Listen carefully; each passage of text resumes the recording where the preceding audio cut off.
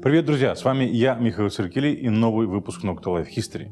Специальный проект об истории гагаузов в Бессарабии, который мы готовим вместе с доктором истории Штефаном Бежаном.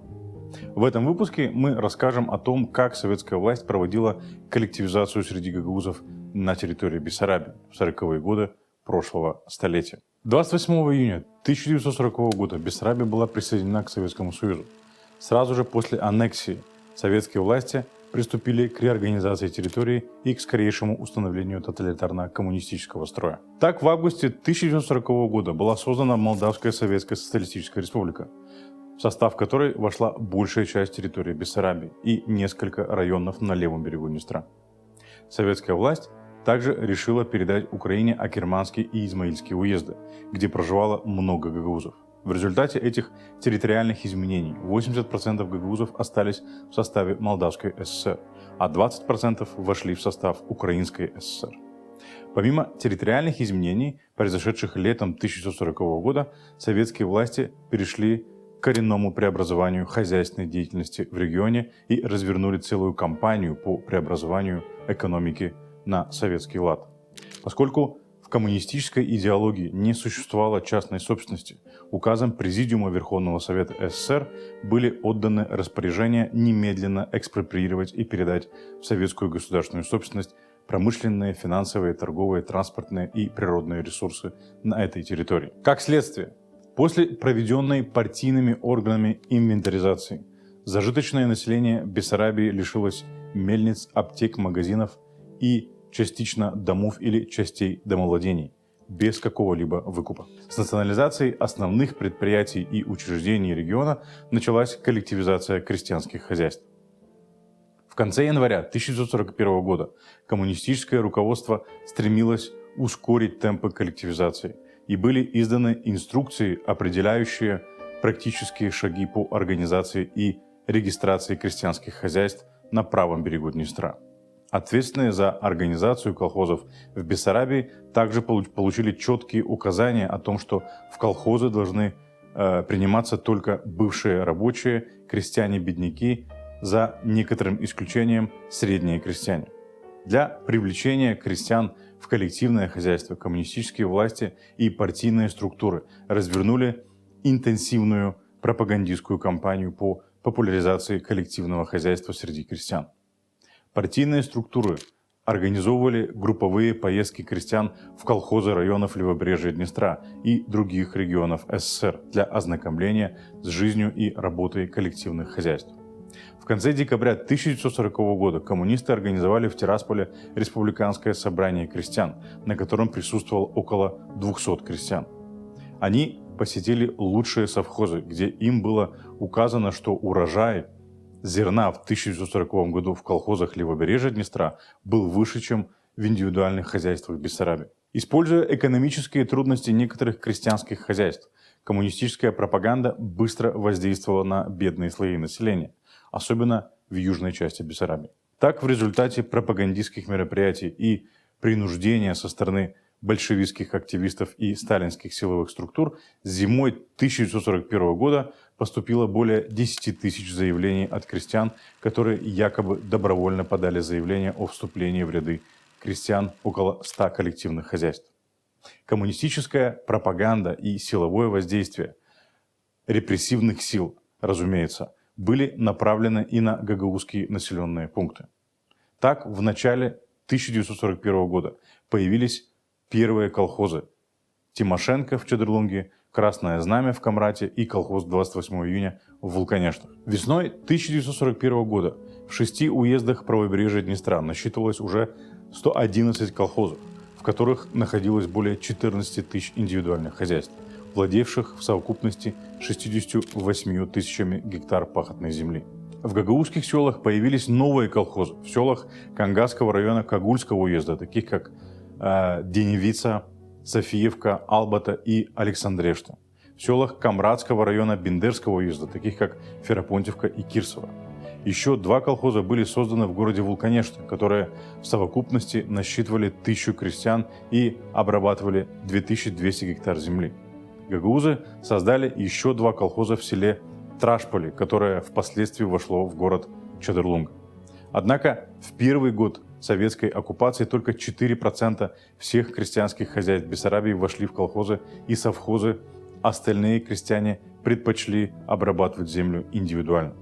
Если провести суммарный анализ количества людей, вступивших в колхозы, и количество имеющейся у них пашни, то окажется, что в среднем крестьяне, записанные до этого времени в коллективное хозяйство, имели 1 или 2 гектара пашни. Таким образом, можно предположить, что подавляющее большинство записавшихся в колхозы в первый год советской власти были из числа бедных крестьян, не имевших ни земли, ни скота. Чтобы продемонстрировать превосходство советской экономики, коммунистическая власть создала 78 машинно-тракторных станций в районах, или сокращенно МТС, расположенных на правом берегу Днестра. Эти МТС должны были передаваться в колхозы в качестве сельскохозяйственной техники, чтобы продемонстрировать крестьянам, что землю можно обрабатывать гораздо быстрее, чем с помощью лошадей. Нападение Германии на Советский Союз и возвращение Бессарабии в состав Румынии на некоторое время остановили процесс коллективизации. В результате войны экономика региона пострадала в связи с уничтожением сельскохозяйственных угодий. По данным Республиканской комиссии по учету сельскохозяйственного ущерба, за 1941-1944 годы в Бессарабии было уничтожено более 275 тысяч гектар технических и сельскохозяйственных культур, 15% виноградников и 25% огородов. Значительно сократились и посевные площади. Пахотные земли заросли травой и сельскохозяйственными вредителями, которые массово распространялись по полям, садам и виноградникам. Все эти факторы привели к значительному падению уровня производства. В период с 1940 по 1944 годы урожай снизился. Урожай зерновых на 43%, подсолнечника на 57%, сахарной свеклы на 54%. В 1941-1944 годах, когда Бессарабия входила в состав Румынии, процесс коллективизации был прерван. Но после возвращения Бессарабии под советскую оккупацию летом 1944 года административная организация 40-41 годов была немедленно восстановлена, и колхозы были отстроены заново. Некоторые крестьяне поддержали советские власти в их стремлении восстановить колхозы в таких местах, как Гуракайнарулы, Флорешть, Бровичень, Архей, Тирасполь. Особенно те крестьяне, которые участвовали в процессе коллективизации, и те, кто из интереса или по убеждению приняли утопические коммунистические идеи. Заявки на вступление в колхозы были поданы и в гагаузских населенных пунктах, например, в Чедерлунге. Советская пропаганда преподносила этот процесс как восторженные просьбы крестьян, которые якобы предлагали восстановить созданные большевиками хозяйства при непосредственном участии НКВД после присоединения Бессарабии к СССР в 1940 году. Несомненно, этот процесс был навязан сверху республиканской администрацией с использованием силовых методов, имевшихся в распоряжении властей. Партийные органы направили своих людей на места для того, чтобы оценить настроение бессарабского крестьянства на предмет восстановления колхозов. Партийные органы были направлены не одни, а в сопровождении сил безопасности для того, чтобы подавить любую оппозицию. 14 мая 1945 года представитель Компартии в Бендерском уезде Владимир Цыганко направил в Центральный комитет Коммунистической партии Молдавии отчет, в котором подробно изложил отношение крестьянства к восстановлению колхозов. По словам советского активиста, крестьяне-бедняки в целом положительно относились к колхозам. Например, бывший член колхоза в деревне Кырныцень Каушанского района М. Фрунзе, имевший 2 гектара земли и лошадь, считал, что работать в колхозе легче и интереснее. Другой крестьянин, Серджиу Галаган, придерживался того же мнения, считая целесообразным использование сельскохозяйственной техники для обработки земли. Он также говорил, что если бы был трактор и организованный колхоз, он бы с удовольствием вступил в него. Конечно, не исключено, что беднейшая часть крестьянства рассматривала существование колхозных структур как реальную альтернативу обеспечению существования, полагая, что они могут дать преимущество тем, кто не имеет земли и средств для ее обработки. Таким образом, сельскохозяйственные угодья должны были эксплуатироваться организованно с помощью тракторов, что позволило бы осуществлять севооборот и тем самым принести бедным крестьянам материальные блага. О том, что идеалистическая картина, нарисованная советской пропагандой, была всего лишь химерой, свидетельствует заведомо преступная политика республиканских и союзных властей в 1946-1948 годах, когда крестьянство Молдавской ССР сильно пострадало от засухи, было лишено какого-либо источника питания через систему квотирования продуктов, денежных налогов и неправомерного изъятия у крестьянских хозяйств запасов зерна и других продуктов питания. Мнения разделились и в гагаузских селах, где отказ от земли, унаследованный из поколения в поколение после колонизации, воспринимался многими жителями не очень положительно. Были нередки случаи, когда крестьяне, особенно зажиточные, открыто выступали против коллективизации. Такие случаи были зафиксированы и в селе Копчак, населенном преимущественно гагаузами, где некоторые зажиточные крестьяне оказали жесткое сопротивление и отказались присоединиться к колхозу. В ответ на этот отказ они были наказаны увеличением квоты сельскохозяйственной продукции, которую они должны были сдавать государству. Коммунистическая власть принимала все необходимые меры, чтобы убедить или принудить крестьян к вступлению в колхозы.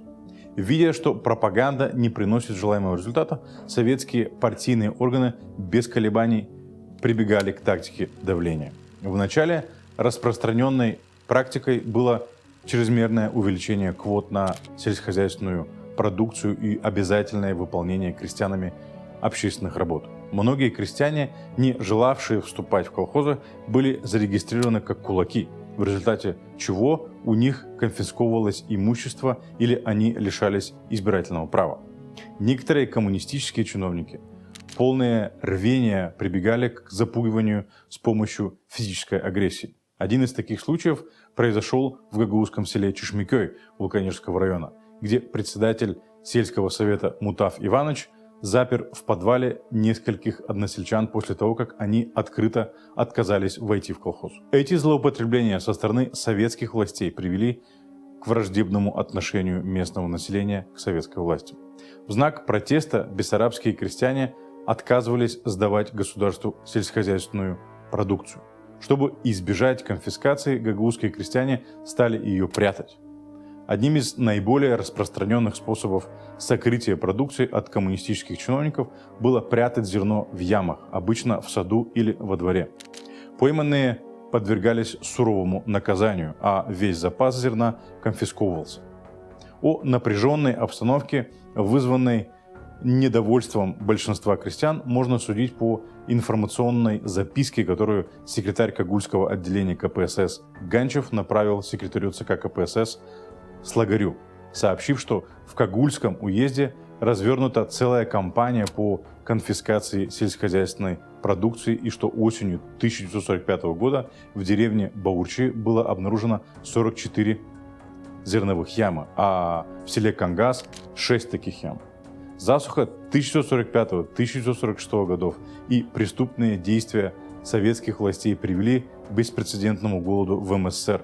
Подробнее об этом мы расскажем в следующем выпуске. Голод 1946-1947 годов стал ключевым фактором активизации процесса коллективизации, так что после его окончания коллективизация расширилась или ускорилась. В южных районах Молдовы темпы коллективизации были выше, чем на остальной территории Молдавской ССР. В результате к лету 1948 года около 35% населения гагаузских сел выразили желание работать в колхозах. Для стимулирования процесса коллективизации коммунистические власти проводили заманчивую фискальную политику. Например, сельскохозяйственный налог для лиц, зачисленных в колхозы, был снижен на 25% в 1946 году и на 50% в 1947 и 1949 годах. Хозяйства, включенные в колхозы, освобождались от задолженности по сдаче продукции государству. В 1947 и 1949 годах этими льготами воспользовались более 100 тысяч хозяйств. Эти преимущества привели к росту числа желающих вступить в колхозы. В селах с преобладающим гагаузским населением люди все чаще выражали желание объединиться в совместные хозяйства. Летом 1947 года в Вулканежском районе были созданы инициативные группы по организации колхозов в 6 из 15 сельсоветов района. В Чедрлунском районе крестьяне из 11 населенных пунктов также выразили желание объединиться в колхозы. Были также случаи, когда в одном населенном пункте создавалось несколько колхозов. Например, в селе Тамай 742 хозяйства выразили желание создать 4 колхоза. С конца июля до середины августа 1947 года в ЦК Компартии Молдавии поступило несколько заявок на создание новых колхозов. В Кангасском районе крестьяне попросили создать 16 колхозов, в Камрадском районе – 6. В некоторых населенных пунктах крестьяне, не дожидаясь разрешения властей, сами создавали колхозы. Такая ситуация сложилась в селе Хаджи-Абдул, где, по словам секретаря парткома Вулканежского района, 37 хозяйств объединились, имея 27 тягловых животных. Не узаконив коллективное хозяйство, начали обрабатывать землю. С марта по начало августа 1947 года количество коллективных хозяйств в МССР практически не изменилось. Но в августе-сентябре их число удвоилось со 156 до 325, с небольшим ростом в последующие месяцы. Уже в начале 1948 года в стране насчитывался 361 колхоз, в которых работало более 47 тысяч, или 10,3% крестьян. В южном регионе коллективизация достигла даже 29%, а в Чедрлунском районе в колхозы было записано уже 67% крестьянских хозяйств. Красноречивым примером того, как проходила коллективизация в гагаузских селах, является населенный пункт Бишалма Кангасского района, где в 1948 году было зарегистрировано 610 индивидуальных хозяйств, владевших пассивной землей, из которых только 39 или 6,36% хозяйств были зарегистрированы в колхозах, 547 в индивидуальном владении и 24 принадлежали рабочим и служащим.